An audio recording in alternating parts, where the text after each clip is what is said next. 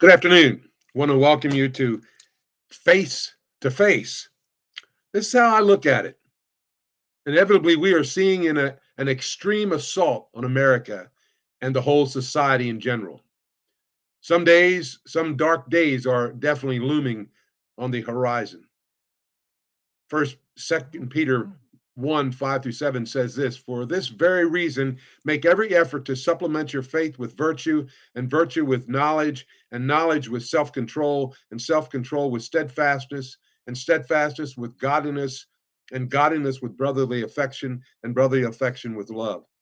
In New York City alone, the new attorney general is willing to leave criminals out of prison for everything but murder.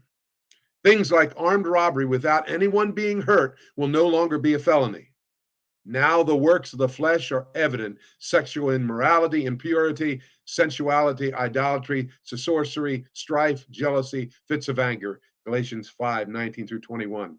Indeed, the book of Proverbs was written to help people make smart decisions when dealing with everyday and really lifelong concerns about human character. Watch over your heart with all diligence, for from it flow the springs of life.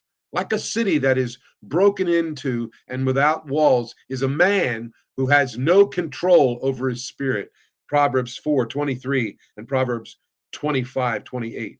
Our country has a president, a vice president, and congressional leaders who, in many ways, show a lack of conscience, character, and overall good conduct.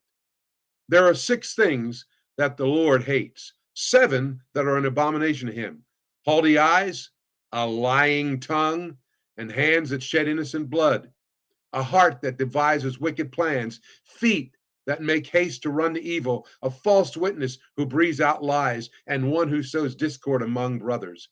Proverbs 6:16 through 19. This portion of scripture reveals American life to a T. Clearly, this beloved country is under assault spiritually, morally, and socially. Yet most just try to whitewash everything. Whoever conceals his transgressions will not prosper, but he who confesses and forsakes them will obtain mercy. Proverbs 28:13.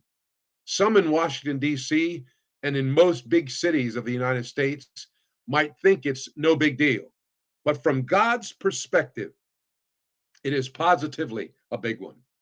So, wherever you might find yourself, please become more concerned and more involved in being a part of the solution than the problem. My friends, character is what defines you and me. What people see in each of us is important. Truly, character is one of the most vital things we have. May I ask you, how are you investing in yours? Is your character being reflected in how you speak and live on a daily basis? The good person out of his good treasure brings forth good, and the evil person out of his evil treasure brings forth evil. Matthew 12:35. Billy Graham summed it up well. Quote, when wealth is lost, nothing is lost. When health is lost, something is lost. When character is lost, all is lost. End of quote. Beloved, the assault on America is happening in every level. The moral compass of American life is headed to ruin. We need change, not in climate, not necessarily in elected positions, but change in the heart. Dr. Martin Luther King Jr., in his memorable I Got a Dream speech, affirmed such, quote, I have a dream that my four little children will one day live in a nation where they will not be judged by the color of their skin, but by the content of their character. Unfortunately, nowadays, we are being judged by not being properly vaccinated, as well as being criticized for being white, being so-called privileged. 1 Corinthians 15:10 says, I am what I am by the grace of God. The assault on America will only be defeated if people stop just professing being a Christian and begin practicing Christian principles from God's infallible word. If we are filled with the Spirit of God, we may experience falls and failures, but He is right there to pick us up and help us during those times. Psalm 46:5. That's how I see it. I hope you have a good day.